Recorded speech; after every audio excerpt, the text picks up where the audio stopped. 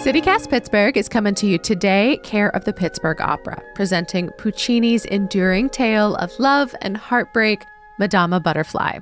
In 4 special performances, March 22nd through the 30th, you can experience the tragic love story of Cho-Cho-san and Lieutenant Pinkerton like never before. The images, Jens, that the opera is sharing from this really are so vibrant and beautiful. And of course, it's all paired with Puccini's stunning music. Learn more at pittsburghopera.org/citycast. Pittsburgh Opera, where can we take you?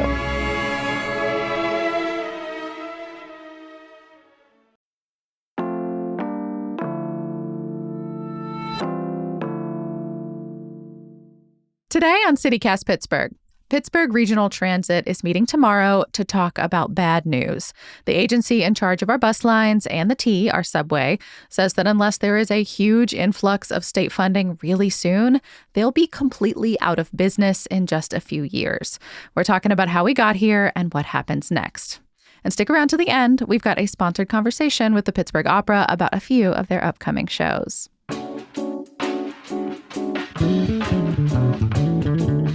It's Wednesday, March 19th. I'm Megan Harris, and here's what Pittsburgh's talking about.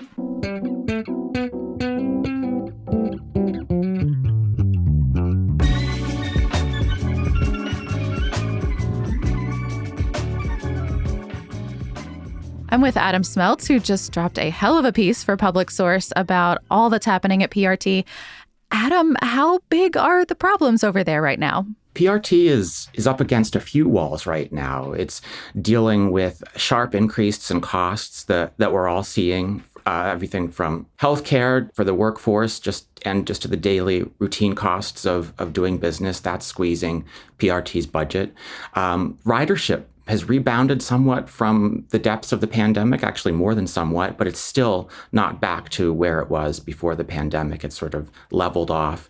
And so... Yeah, we talked about that on this show. Like, bus ridership is down ever so slightly, which is most of their ridership. But then like the incline and the T is slightly up. Yeah, it's been tough for the system, in its totality to get above a certain point. And it's certainly not anywhere close to where it was before we all learned the term COVID-19. Yeah. At the same time, federal pandemic stimulus funding that the agency had been using for some time is going away.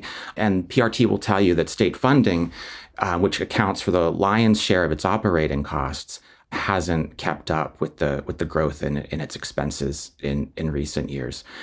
So up against all of that, the agency is projecting in a worst case scenario, a deficit of as much as $100 million in the coming year. Which just feels like a staggering amount of money. It is.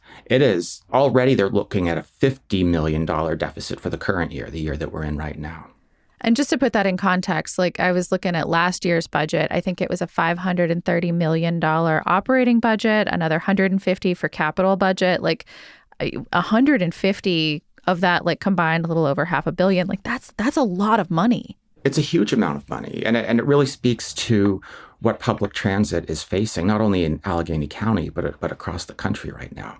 What's the most expensive part of PRT? Like what they offer? And like they have all the stuff. They have a lot of people that they employ. They have the pension system for all the people they used to employ. Like what are these pieces of the pie? When we're talking about the operating cost, it's the payroll is the lion's share, or at least the biggest part of the operating budget. But there are other major fixed costs like healthcare. And so when it's trying to get a grip and get a hold of its overall expenses, it has very few places to look. And unfortunately for riders, cutting service is one of those few areas where it can bring out the knife. And when you say cutting services, you mean like routes and other things? Yeah, prospectively cutting routes, reducing frequency of service, reducing numbers of stops, that sort of thing. Yeah. When I think back, like even in recent memory, I feel like CEO Catherine Kellerman has been sounding the alarm about their budget situation for a while now. For example, a county council meeting that Kellerman presented at a few months ago, back when everyone was up in arms about a potential tax increase that, of course, did go through. Councilman Bethany Hallam and others were asking all kinds of questions. This is Hallam asking Kellerman, what can you cut? everybody's looking for waste and overspending. Where is the waste in your budget that you think would be able to be cut if you had to? 2009. 2009, to be clear, way before Catherine Kellerman worked here. But I take her point that like this is a problem that's existed for a very long time. It is. In fact, if you go back historically, the downward path of PRT goes back at least to 2001. Since then, ridership overall is down about 50% in those 24 years. Service overall is down about 36% during those years. And those reductions stem from a few factors. Earlier in the 2000s, there were, of course, funding issues. More recently, pandemic-related issues, driver shortages have really put a crimp in the system as well. So there have been a series of cuts for different reasons over the course of the last couple dozen years. Is ridership going down the root cause of all of this? Because it kind of seems like at $1, $2, $3 a pop, like a ride, that can't possibly be the answer, can it? No. In fact, revenue from riders is not a primary driving force for the operating budget. The biggest source of revenue for PRT is the state itself. And at the same time, expenses have climbed pretty dramatically. PRT will tell you that state funding has not kept pace with what it costs to keep the system up and running every day. Well, so how much are they asking from the state now? So PRT is requesting an increase of $117 million from the state. Increase. Got it. And that's for the fiscal year that begins July 1st. Now they say that would be enough to keep them out of deficit spending for the coming year. They're also asking more broadly for a commitment over the next 10 years from the state to maintain funding at that level with additional increases to prevent future cuts over the next decade. Now, what Shapiro has put on the table in his budget proposal is an increase of $40 million, so somewhere around a third of what they're asking for. I think your story is like the first I've seen of this kind of request. I know it's supposed to officially happen later this week. But I mean, have we heard anything back from the state about like their appetite for this kind of thing? Because the budget fight is always so contentious here in Pennsylvania. It's probably going to be an uphill discussion for PRT. From what we've heard from, in particular, from Senator Judy Ward, who's a Republican who chairs the State Transportation Committee, there's a desire among some lawmakers to look at all state spending through the lens of the multi-billion-dollar deficit that's facing the entire Pennsylvania state government. And everyone's going broke at the same time. And everybody wants more money. And these, as inflationary factors are pressuring all sorts of public agencies, everybody wants a bigger piece of the state pie. But there is precedent for this because SEPTA asked for quite a lot of money last year and said, the sky is falling, we have to have it, we're going to go out of business. And they got it. Shapiro kind of championed it and got it for them. Will they do the same thing for us? There was an infusion for SEPTA late last year, but at the same and that prevented some pretty dire conditions that SEPTA was warning about. But at the same time, SEPTA also did raise its fare somewhere on the order of 7 to 8%.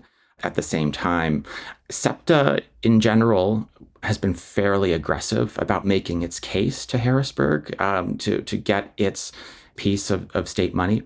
There's a sense among some folks that historically Pittsburgh, Allegheny County has not been perhaps as loud or aggressive in banging on the doors in Harrisburg and raising the alarms for public transit. That looks like it may be changing in this budget cycle. And when you say that may be changing, do you mean just the winds have shifted, or we're just being louder now about what we perceive as our needs? Perhaps a bit of both.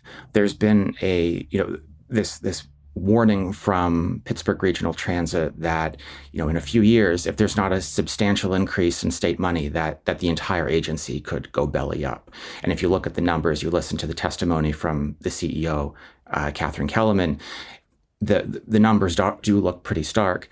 Along with that, perhaps as part and parcel of that, there does seem to be a greater willingness at PRT to get loud. And I think we're going to see that this week when the complete proposal for cuts rolls out. Yeah, again, just kind of going back to that county council meeting, because it was really illuminating, at least in that, like, it was that moment where Allegheny County was saying we have to raise taxes, and every department head in the county had to come in and justify their budget and talk about what could be reasonably cut if cuts happened, what would go away, and kind of what is your fiscal situation. Here's Kellerman again, kind of like outlining where they were. We are not in the same position as other agencies whose COVID is gone this year. We have a trust that is still there from the state. Our panic point will be in about 3 more years. We're panicking now, but it's a quiet panic at this point. So it sounds like it's maybe not quiet anymore. No, very much not. PRT's willingness to speak with us at Public Source in the last several days to kind of speak to the extent of its circumstances suggests that perhaps that the agency is going to bring out something of a megaphone in the coming days. Because you actually haven't seen the presentation that's coming later this week yet, right? Like that wasn't part of your reporting. This is all from separate stuff. Correct. We have not seen the exact numbers. What we do know is that the proposal for service cuts, as it's taken shape behind closed doors at PRT, is likely to include the largest single service cut that the agency has seen in a couple of decades or so, which suggests that the proposed service cut could be somewhere on the order of 18% or more.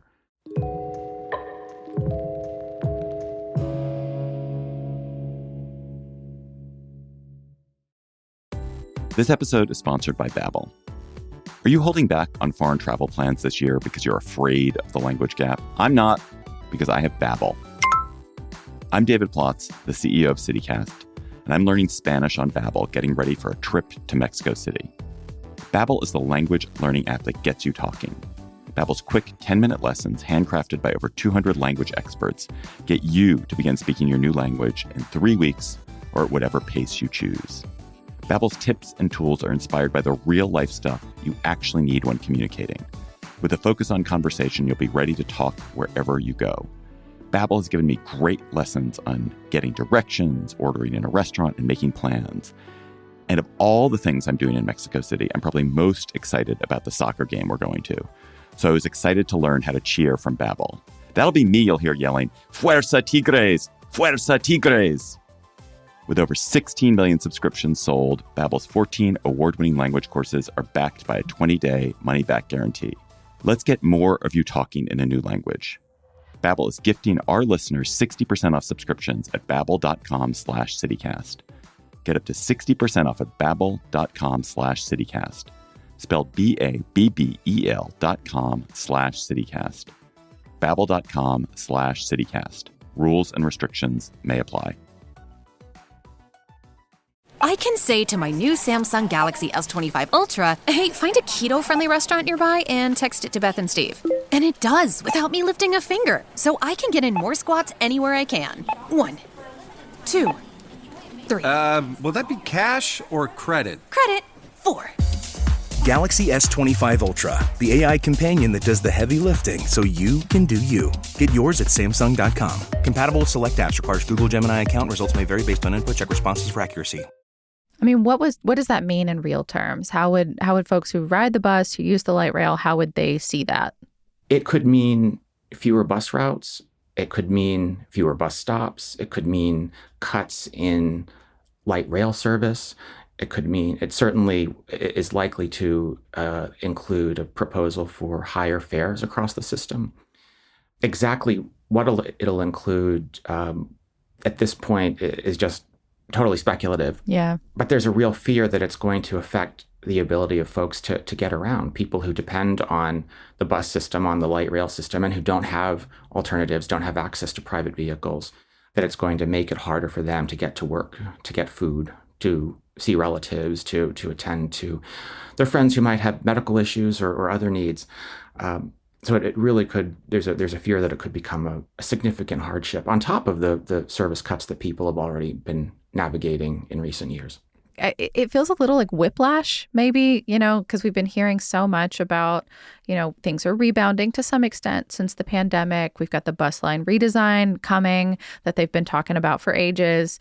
I mean, I guess there's a part of me that wonders, like, why they were doing all of that? Like, why spend the money on the consultant reports? Why to try to make that happen if you also see that you're about to be headed into like a really big problem in the next year or 2 or 3?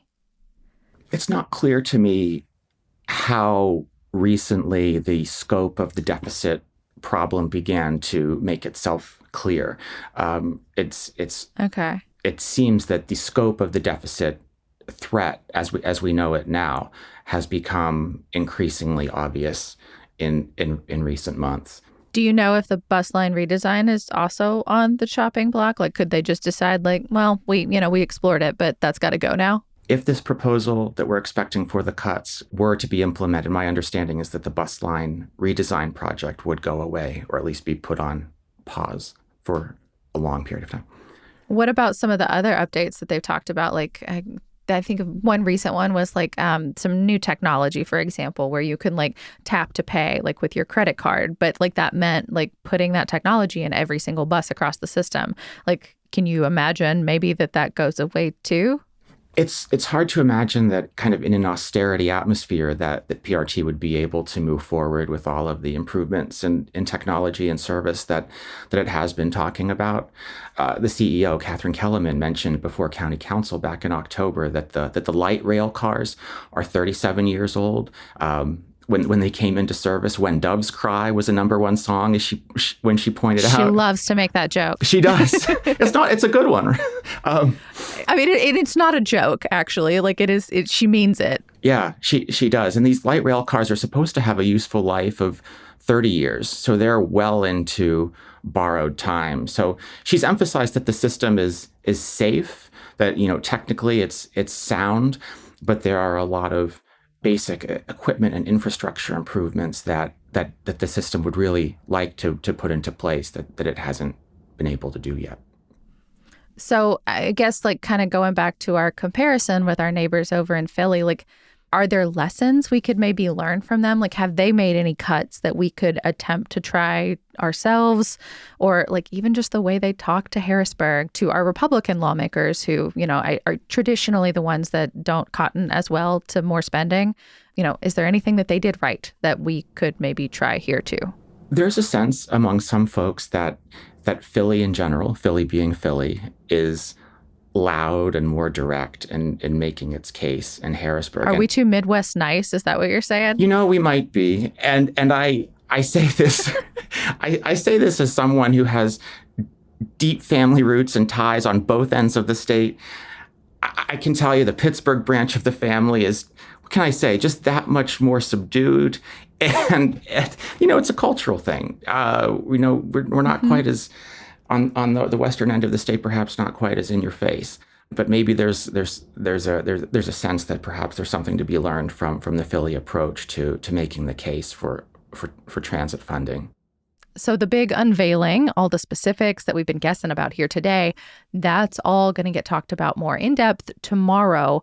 What are you going to be listening for? I'm going to be listening very closely for specifically what the extent of the cuts, what those are going to look like, how many routes might be affected, as well as the scope of any fare increases, hoping to get a sense of how much light rail might be affected. We have the NFL draft coming up, not in the not too distant future. Our inclines are so expensive, but they really look beautiful in photos. They do, and they're such a tourist attraction. They're such a draw and such an icon for Pittsburgh. So it'll be interesting to see if they might be touched in any kind of cutback proposal. Also, we'll be very interested to see if indeed there's any part of the bus line redesign effort that might stick around under an austerity proposal. Also, whether there might be any layoffs, of course, that could affect workers. Now, keep in mind, all of this is fluid. There's going to be a public comment period, probably, as long as the PRT board approves it, going into the summer as the state continues to negotiate the statewide budget. And PRT has made clear that all of these prospective cuts, fare increases, could be avoided if the state delivers on this full $117 million increase that the agency has asked for. It sounds like maybe this county council meeting we both watched from back in October was just like, I don't know, the practice round for defending yourself to the state.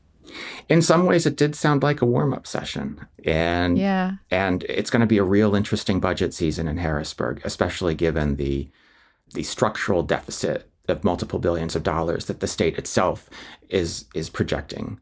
There's going to be a lot of fighting. It's probably going to be a bruising season. Always more to watch. Adam, thank you so much. We'll keep watching for your reporting, and good luck on Thursday. Thanks so much, Megan. Really a pleasure to be with you. And Jens, don't go anywhere. In just a second, we've got a segment sponsored by the Pittsburgh Opera about a couple of their upcoming shows and why you do not need to get all fancy to enjoy the opera, unless, of course, you want to. Hey, I'm Mallory Falk here with Chris Cox, the Director of Marketing and Communications at the Pittsburgh Opera. Welcome, Chris. Thanks, Mallory. Thanks for having me. The Pittsburgh Opera has a show coming up this month, March 22nd to 30th at the Benedum, Madama Butterfly. This is probably one of the most well-known operas of all time, but the version that the Pittsburgh audience is going to see, it's a little different than usual. So tell me what makes this specific production so special. Sure. Well, Madama Butterfly was initially set in the early 1900s Japan. It was written over 100 years ago. It was written by white European males who had never actually been to Japan. Their interpretation, their conception of what Japan was like wasn't entirely accurate even back then, and it's certainly not completely accurate today. Over the decades, despite Madama Butterfly's popularity, there have been concerns about cultural appropriation, yellowface, exoticism, those kinds of things. So the creative team for this particular production, they are all either Japanese or Japanese American. They had to wrap their heads around, okay, how do we tell this story, create a framework for this that feels true to us, and our lived experience, while also maintaining what everyone likes about the show. They came up with a really clever solution, and I don't want to completely spoil, it all. I want to leave some surprises for the audience, but it involves virtual reality and immersive video gaming to create an environment where Puccini's original, conception has a home within a broader contemporary setting. Yeah, I don't normally associate gaming with the opera, so I'm very intrigued to see how those two things combine. 100%.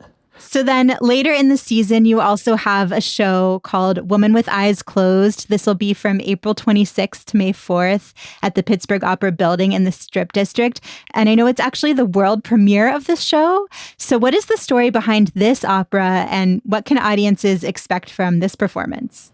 Yeah, so Woman with Eyes Closed is inspired by a real-life art heist that actually happened over in Rotterdam. In the story of the opera, a woman, Mona, she discovers that her adult son, with whom she's had a fraught relationship, shall we say, she discovers her son is the thief. So the cops are sniffing around, and she has to decide what to do. And one of the cool things about this opera is we actually have 3 different endings for the show, reflecting 3 different choices that she could potentially make. So if you come opening night, you'll see a different version of events than if you come into the Tuesday show or the Friday show, etc. So it's really a neat little twist and a neat little hook for us. It's kind of like Choose Your Own Adventure meets opera. Yeah, or the movie Clue, if you remember that, back when, and I'm sort of dating myself that way. But I remember it. Yeah, it was a good one. It's a great one, yeah. I mean, thinking about it, you kind of have these 2 very different operas coming up. One is this classic, although with a new twist. And then the other is this brand new show having its world premiere. So how do you think, these 2 different shows highlight the range of what the opera and the Pittsburgh Opera can be? Opera is fundamentally storytelling through song. And there are a lot of different ways that you can do that, right? Just there's a lot of different stories you can tell. So these 2 shows, they're not just different in terms of when they were created, an old one versus a new one, but also in sort of their size and scope. Like Madama Butterfly is this massive spectacle, and it really needs a big stage in a big venue like the Benedum Center, that can seat 2,800 people to really bring it to life. Woman with Eyes Closed is a much more intimate show. It's much more personal in scope. Our theater here holds just under 200 people, right? Like you can sit in the very back row and you're still going to be really close to the performers. And that intimacy gives you a very sort of visceral, personal experience that, from the audience perspective will seem different than the massive Madama Butterfly butterfly, but in each case, it's still storytelling through song. And I know a lot of people have never actually been to the opera, but some of them might be listening right now and are really intrigued by the sound of these shows and want to check it out. So do you have any specific tips for first-timers? The first thing I would say is wear whatever you want. Right? We do not have a dress code. If you want to get dressed up and make this part of like a fancy night out on the town, great. 100% go for it. A lot of people enjoy that very much, and to them, it's part of the experience. Other folks, it's not really their style. They just want to roll in a pair of jeans, and a hoodie. That's totally, totally fine too, right? We have no dress code at all. Secondly, you don't need to have a PhD to understand what's going on. We have super titles in English projected above the stage, so it basically looks like you're watching television with the captions on. And the music and the singing and the acting, like that really helps tell the story anyway. So it's pretty obvious, even if you're not paying attention to the super titles, whether the characters are angry or sad or happy or so forth. The last thing I would say is if you want to read the synopsis ahead of time, some people are like, I better make sure I'm ready for what's going to happen in the story. Great, go ahead. That's why we have it printed in the program books. But just realize that the synopsis says the ending. Chris Cox, thank you again for being here. Oh, thanks so much for having me. And again, you can check out pittsburghopera.org to learn more. We will have that link in our show notes, so you are just a click away from seeing a new show. That's all for today here on CityCast Pittsburgh. If you want to hear all the juicy Pittsburgh Regional Transit financial updates for yourself, you can attend the committee meetings in person. They do start tomorrow morning. That's in the Heinz 57 building downtown. You want the 5th floor. It all kicks off at 8:30 sharp. There is also a virtual option, but you need to register, so do that today. We'll drop a link in our show notes. Whatever goes down, you can expect us to talk about it here on CityCast Pittsburgh. We'll be back tomorrow morning with more news from around the city. Talk to you soon.